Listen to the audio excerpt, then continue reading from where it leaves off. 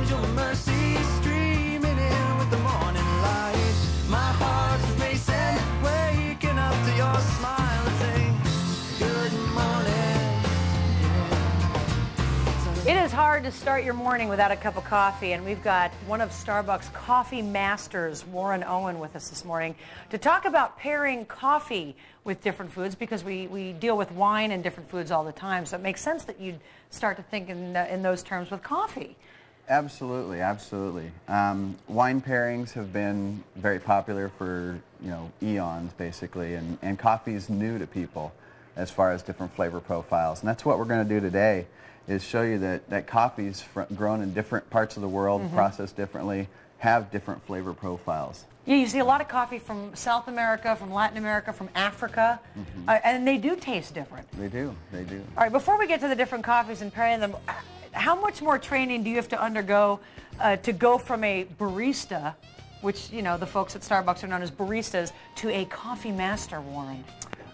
Quite a bit, actually. There's like an online course, or there is some online. There's classes that you take and all that stuff, and it's all done through Starbucks.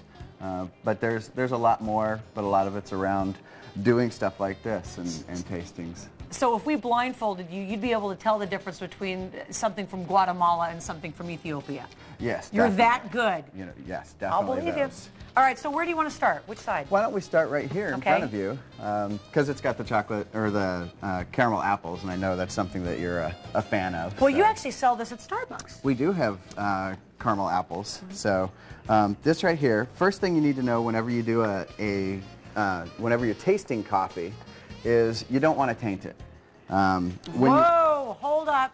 Because I always know. add my skim cafe mocha with my sweet and low and whipped cream. You're saying nothing. I do the exact same thing. I tend to make a meal out of my coffee. But when you're tasting it, you really want to understand what the essence of that coffee is about.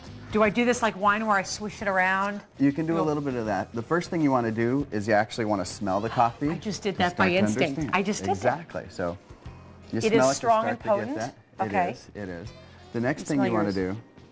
Not as strong as this one. That's because you've got some of the oils, a little bit more that were on the top there. So first thing you do is you now slurp.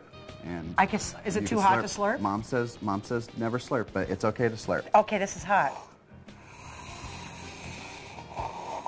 Perfect. That was the perfect slurp. Was that a perfect slurp? It was. I worked on that. What slurping does is it actually aerates across your whole palate, so you can start to pick up where those different taste buds are. Where it hits your tongue. The other thing it does is this is really hot, and if you burn your tongue, nothing tastes right. Now this stuff is from this one is the Guatemala. Right. Why does this work well with apples and caramel as opposed to some of the others? It has to do with where the coffee is grown, what the climate, what the atmospheric conditions are like when it's growing, because coffee is a living, breathing plant, and it absorbs all these different flavor profiles that happen. So now what you're going to do is dip the chocolate. I get to slurp this? Absolutely. Now take another slurp of the coffee. You know what? That is very good. That is really good. It's amazing. Together. I never would have thought. I usually would have water with this. Absolutely. Man, Bob, why didn't you come here 2 hours ago? Because I was really sleepy then. I'm awake now. All right, let's move on to the pound cake, which Scott loves. And this is an Ethiopian coffee, right? Right. This is our Ethiopia Sidamo. Now, the Ethiopian is grown in Africa, but it's processed the same way. And there's a couple of different processing methods, but it's processed the exact same way as the Guatemala. Okay. But you're going to notice a very distinct difference. Do I have to slurp this now? I You just do. smelled it. Okay, that's fine. It smells good to me. Like, what am I looking for with the smell? Just different aromas that you might enhance. Like this particular one, you'll notice a little bit more of a floral aspect, some citrusy notes. That tastes a lot different from the other one. That's interesting, because I didn't think coffee tasted that different. Absolutely. If you get it in a can, it doesn't necessarily, because they blend all the beans around. So I still want my sweet and low, though, Warren. Absolutely. Now I slurp, right? Now you slurp again. I got to tell you, this segment is, because we sort of joked about this segment earlier, I said coffee becomes more distinct and profound. This is great together.